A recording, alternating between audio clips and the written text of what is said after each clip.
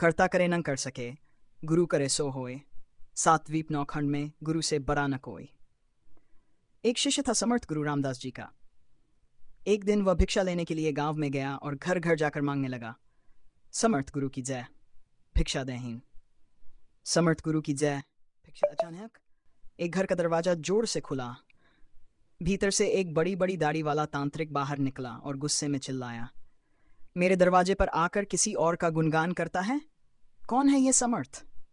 शिष्य ने गर्व से कहा, मेरे गुरु समर्थ रामदास जी, जो सर्व समर्थ हैं। तांत्रिक और भी क्रोधित होकर बोला, इतना दुस्साहस, मेरे दरवाजे पर आकर किसी और का गुणगान करता है। देखता हूं कितना सामर्थ्य है तेरे गुरु में। मेरा श्राप है कि तू कल का उगता सूरज नहीं देख पाएगा, तेरी मृत्यु हो जाएगी। गांव वाले ये सुनकर फुसफुसाने लगे, अरे ये तांत्रिक का श्राप कभी व्यर्थ नहीं जाता, बेचार युवक काल में ही जान गंवा बैठेगा। शिष्य उदास चेहरा लिए वापस आश्रम की ओर चल पड़ा। सोचते सोचते वह निराशा में डूबा जा रहा था। आज मेरा अंतिम दिन है, लगता है कि मेरा समय खत्म हो गया है। आश्रम पहुंचते ही गुरु समर्थ रामदास जी हंसते हुए बोले, ले आया भिक्षा? बेचारा शिष्य क्या बोले, उसका चेहरा मायूस था। गुरुदेव फिर बोले, भिक्षा ले आया? शिष्य बोला, जी गुरुदेव, भिक्षा में अपनी मौत ले आया। और उसने सारी घटना गुरु को सुना दी और एक कोने में चुपचाप बैठ गया। गुरुदेव हंसते हुए बोले, अच्छा चल भोजन कर ले। शिष्य बोला, गुरुदेव आप भोजन की बात कर रहे हैं? यहाँ मेरा प्राण सूख रहा है, भोजन तो दूर, एक दाना भी मुंह में न जाएगा। गुरुदेव शांत स्वर में बोले, अभी तो पूरी रात बाकी है, अभी से चिंता क्यों कर रहा है, चल जैसी तेरी इच्छा। ये कहकर वे भोजन करने चले गए। रात हुई, सोने का समय आया। गुरुदेव शिष्य को बुलाकर बोले, आ हमारे चरण दबा दे। शिष्य उदासी भरे स्वर में बोला, जी गुरुदेव, जो कुछ क्षण बचे हैं जीवन के, उस क्षण में आपकी सेवा कर ही प्राण त्याग करूं, यही अच्छा होगा। और फिर वह गुरुदेव के चरण दबाने लगा।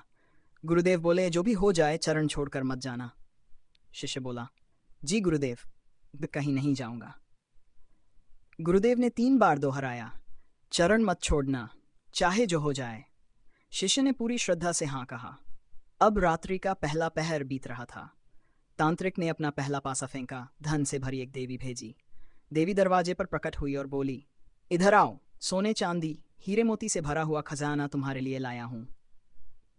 शिष्य चरण दबाते हुए बोला, मुझे लेने में कोई आपत्ति नहीं है, लेकिन क्षमा करें, मैं यहां से नहीं जा सकता। अगर आपको देना ही है तो यहीं आ जाए। देवी बोली, नहीं, तुम्हें यहां आना होगा। शिष्य दृढ़तापूर्वक बोला, नहीं, अगर देना है तो यहीं आकर दे दीजिए। तांत्रिक का पहला पासा सफल हो गया।